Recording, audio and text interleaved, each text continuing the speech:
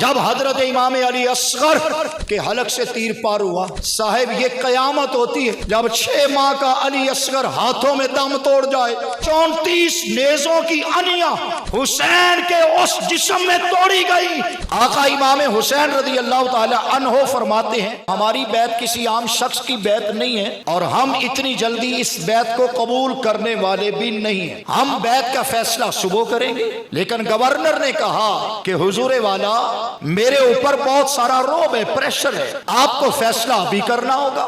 آقا امام حسین رضی اللہ تعالی عنہ فرماتے ہیں کہ یہ فیصلہ ہم رات کو چھپ کر کرنے والے نہیں، یہ فیصلہ دن کے اس سویرے میں ہوگا، زمانے کو پتہ لگے کہ حسین ابن علی نے بیعت کی ہے کہ نہیں۔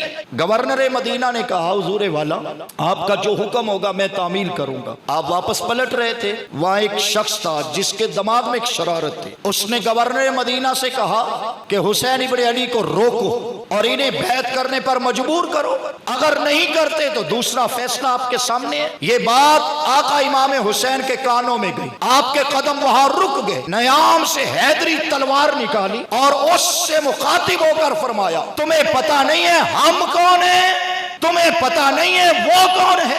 یزید ابن معاویہ ابن ابی سفیان، یزید فاسق فاجر شارب الخمر وقاتل النفس، ایسے شخص کی بیعت ہم نہیں کرتے۔ اور فرمایا سن میرا نام حسین ہے، حیدر کا بیٹا بن کے آیا ہوں، محمد مصطفیٰ کا نواسہ بن کے آیا ہوں۔ اور کہا تجھے نہیں خبر کہ یہ ہاتھ فقط حسین کا ہاتھ نہیں ہے، یہ ہاتھ محمد مصطفیٰ کا ہاتھ ہے، کیونکہ آپ صلی اللہ علیہ وسلم نے فرما دیا الحسین منی وانا من الحسین، حسین مجھ سے ہے، میں حسین سے ہوں، حسین میرا ہے، میں حسین کا ہوں، لحموں کا لحمی، جسموں کا جسمی، دموں کا دمی، حسین میرا خون، میں حسین کا خون، حسین میرا جسم، میں حسین کا جسم، حسین کا گھر میرا گھر، حسین کی عظمت میری عظمت،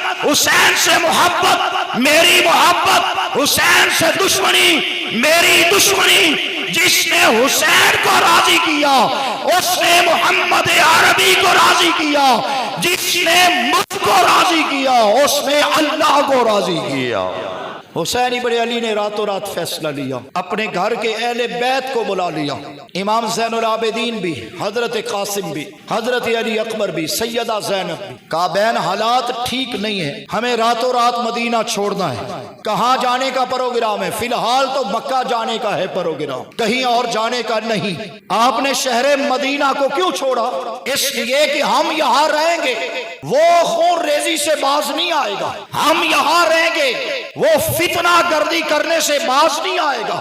حسین پاک یہ فرما کے چلے گئے کہ ہم اپنے نبی کے شہر کے اندر رہ کر شور برپا نہیں ہونے دیں گے، ہماری جان جاتی ہے تو چلی جائے، نہ مصطفیٰ کے مدینے کی بھی ادبی ہونے دیں گے، نہ نبی کے دین کا پرچم نیچا ہونے دیں گے۔ یہ کہہ کر آپ نے راتوں رات تیاری کی۔ صاحبو پھر کبھی اپنی والدہ کے مزار پہ حاضری تھی تو کبھی آپ کی حاضری گنبد خضرا پر تھی، بس پھر کس حال میں مدینہ چھوڑا ہوگا حسین ابن علی نے۔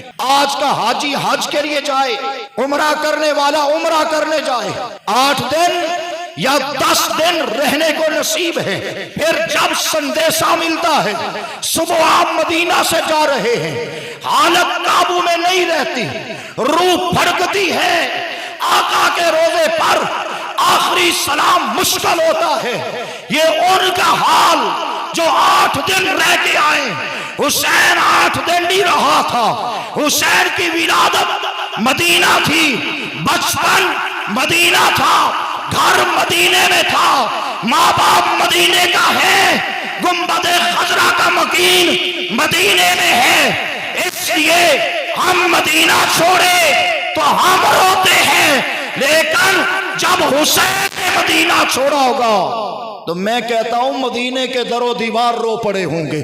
کیا منظر بنا ہوگا۔ القصہ مختصر، آپ مکہ پاک آئے، رستے میں کچھ لوگوں کو پتا چلا حسین ابن علی پر مدینے کی گلیاں تنگ ہو گئی، مدینہ سے ہجرت کر کے جا رہے ہیں۔ حاتم تائی کا بیٹا عدی بن حاتم آیا، حضور ہمارے پاس آ جائیے، ہم اپنی جانوں سے آپ کی حفاظت کریں گے، اپنی تلواریں لے کر پہرا دیں گے۔ فرمایا ہمیں تمہاری ضرورت نہیں ہے، ہم اپنے رب کے گھر میں جا رہے ہیں۔ شہر مکہ میں آ گئے، مکہ میں آئے تو بہت سارے خط کوفہ سے آنا شروع ہوئے، ان خطوں کی تعداد بڑھتی چلی گئی۔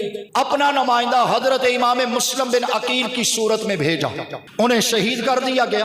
حسین ابن علی رضی اللہ تعالی عنہ پر خطوں کا سلسلہ جاری رہا۔ 8ویں ذوالحج تھی جب آپ نے یہ فیصلہ کیا کہ آج ہم کوفہ کی طرف روانہ ہو رہے ہیں، آپ کی بارگاہ میں التجا کی گئی، حضور کوفہ نہ جائیے، وہ غدار لوگ ہیں، آپ کے والد گرامی سے غداری کی، آپ کے بھائی حسن کو شہید کیا، آپ جائیں گے تو آپ سے بھی ڈر لگ رہا ہے۔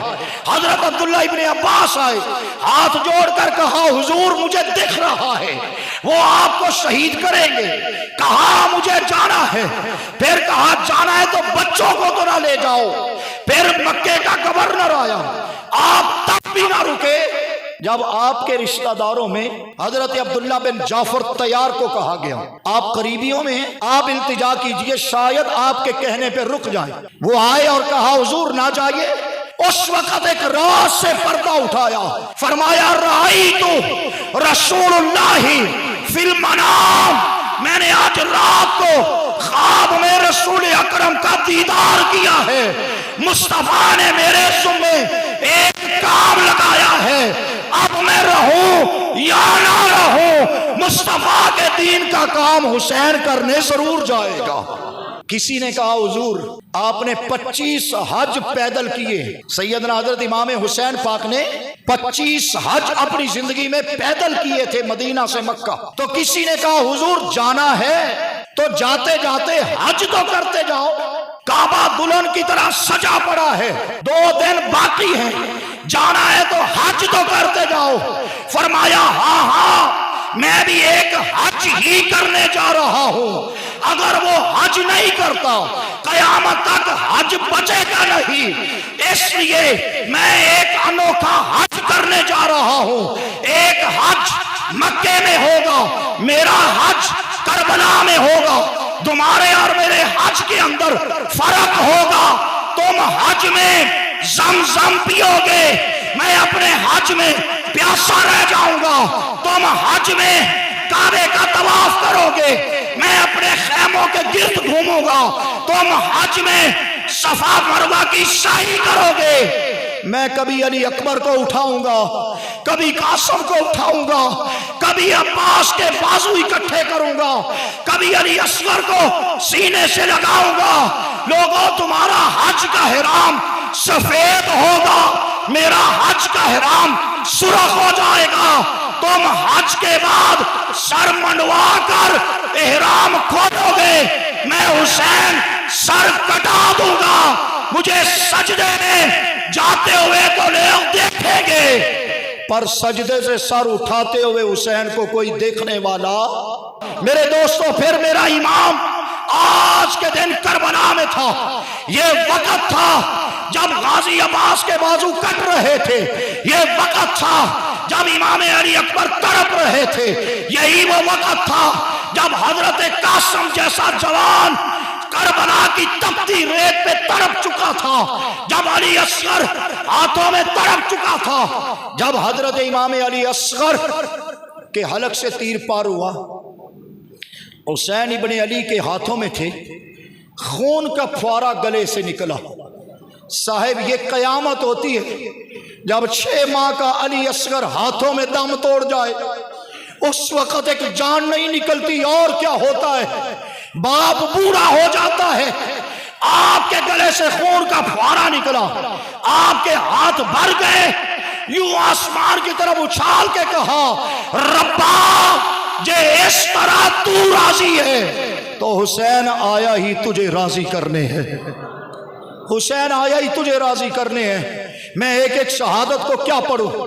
غازی عباس کو اٹھایا تو چیخیں نکل گئی، علی اکبر کو اٹھایا تو بال چٹے ہو گئے، امام قاسم کو اٹھایا تو آنسو تھم نہ سکے، آخر میں اپنا بارہ آیا، حسین ابن علی آئے، لیکن کہاں تنے تنہا اور کہاں 18,000 کا لشکر جرار۔ مجھے ایک مورخ کی بات بڑی اچھی لگی، کہتا ہے یا حسین تیری عظمت کو کیا بیان کروں، اس دن تو صبر بھی رو پڑا ہوگا جب کربلا کا وقت آیا تھا۔ صاحب اگر تلوار سے لڑتے تو لڑتے رہ جاتے، لیکن انہوں نے تیروں کے میل برسا دیے۔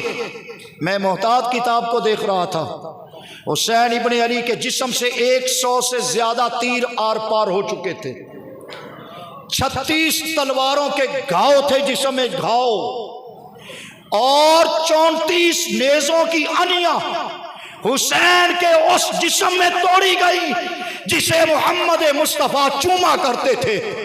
کسی نے حضرت امام باقر سے پوچھا تھا حسین ابن علی کو کربلا میں کتنے زخم آئے؟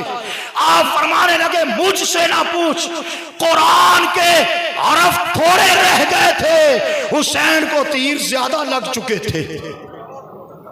اس سال میں حسین ابن علی نے سجدے میں سر رکھا اور اللہ کی بارگاہ میں عرض کی میرے مولا آج دیکھ تو حسین کو دیکھ رہا ہے، آج دیکھ حسین کے ساتھ جو آئے، جو چل سکتے تھے میں نے سجا سجا کے دیے، جو چل نہیں سکتے تھے میں نے ہاتھوں میں اٹھا کے دیے۔